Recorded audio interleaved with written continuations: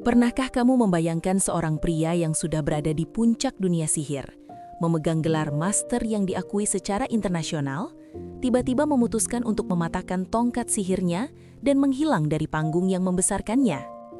Banyak orang mengira Deddy Corbuzier telah kehilangan akal sehatnya ketika ia meninggalkan kenyamanan layar televisi dan beralih ke sebuah ruangan sempit dengan dinding kedap suara yang sederhana. Namun, yang tidak disadari dunia saat itu adalah ia sedang menyiapkan sebuah trik terbesar dalam sejarah media di Indonesia. Sebuah transformasi radikal yang mengubah seorang pesulap menjadi kaisar digital yang mampu mengguncang opini publik hanya dengan satu tombol record.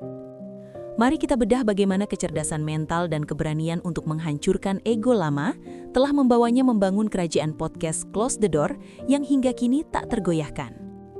Transformasi sang maestro, dari sihir ke media. Awal perjalanan ini dimulai dengan sebuah langkah yang sangat beresiko, di mana Deddy memilih untuk berhenti dari dunia sulap saat namanya masih sangat harum dan honornya masih selangit. Ia menyadari lebih awal dibandingkan rekan sejawatnya bahwa masa depan komunikasi tidak lagi berada di tangan stasiun televisi yang kaku, melainkan pada kebebasan berbicara di platform digital. Deddy memulai podcastnya dengan peralatan yang jauh dari kata mewah, namun ia membawa satu senjata rahasia, kemampuan observasi dan psikologi yang ia asah selama bertahun-tahun sebagai mentalis. Ia tidak sekadar mewawancarai orang, ia membaca pikiran tamu-tamunya, menciptakan atmosfer di mana para tokoh besar merasa cukup nyaman untuk membongkar rahasia yang tidak pernah mereka bicarakan di media arus utama. Keberhasilan Deddy membangun kerajaan ini terletak pada strateginya yang berani dalam mengundang tamu-tamu yang sangat kontroversial, mulai dari pejabat tinggi negara hingga sosok yang sedang dihujat netizen. Ia berhasil memposisikan dirinya sebagai jembatan bagi mereka yang ingin melakukan klarifikasi tanpa sensor, sebuah fungsi yang sebelumnya tidak dimiliki oleh media manapun di Indonesia. Kekuatan narasi smart yang ia gaungkan secara konsisten membuat audiens merasa sedang mendapatkan pendidikan gratis setiap kali menonton kontennya, meskipun topiknya kadang sangat berat.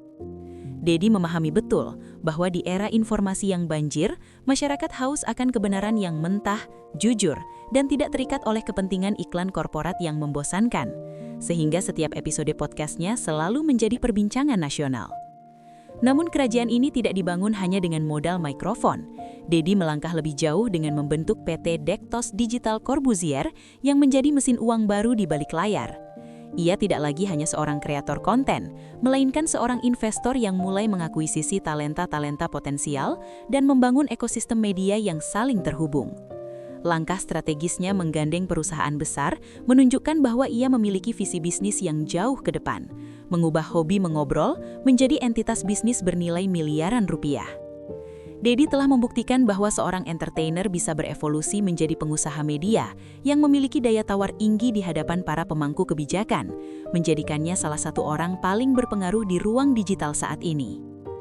Ketangguhan mental Deddy juga diuji ketika ia berkali-kali dihantam badai kritik hingga ancaman boikot dari netizen yang tidak setuju dengan beberapa kontennya yang dianggap terlalu sensitif.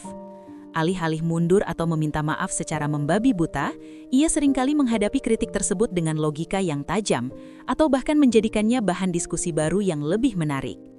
Ia memahami anatomi media sosial dengan sangat baik, bahwa kontroversi adalah bahan bakar, namun integritas adalah mesinnya. Kemampuannya untuk tetap relevan selama bertahun-tahun di tengah gempuran kreator baru yang lebih muda adalah bukti bahwa ia bukan sekadar beruntung, melainkan seorang pemikir strategis yang selalu satu langkah di depan tren pasar yang dinamis. Saat ini, di tahun 2026, pengaruh Deddy Corbuzier telah melampaui sekadar angka subscribers atau jutaan penonton di setiap videonya. Ia telah menciptakan sebuah standar baru bagi jurnalisme warga dan cara publik mengonsumsi informasi, di mana sebuah podcast bisa memiliki dampak yang lebih besar daripada berita utama di koran nasional. Ruangan kedap suara yang dulu ia rintis, kini telah bertransformasi menjadi studio megah yang menjadi tempat wajib bagi siapa saja yang ingin suaranya didengar oleh rakyat Indonesia.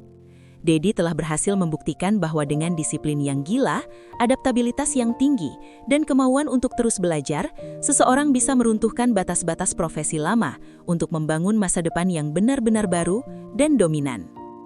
Kisah transformasi Deddy Corbuzier ini memberikan kita sebuah refleksi diri yang sangat mendalam, bahwa musuh terbesar dari pertumbuhan adalah keberhasilan masa lalu yang membuat kita merasa nyaman.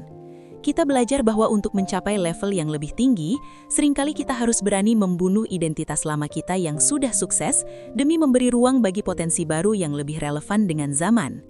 Jangan pernah takut untuk memulai dari nol di bidang yang sama sekali baru, asalkan kamu membawa dedikasi dan kecerdasan yang sama kuatnya dengan yang kamu miliki sebelumnya. Hidup ini adalah tentang adaptasi berkelanjutan.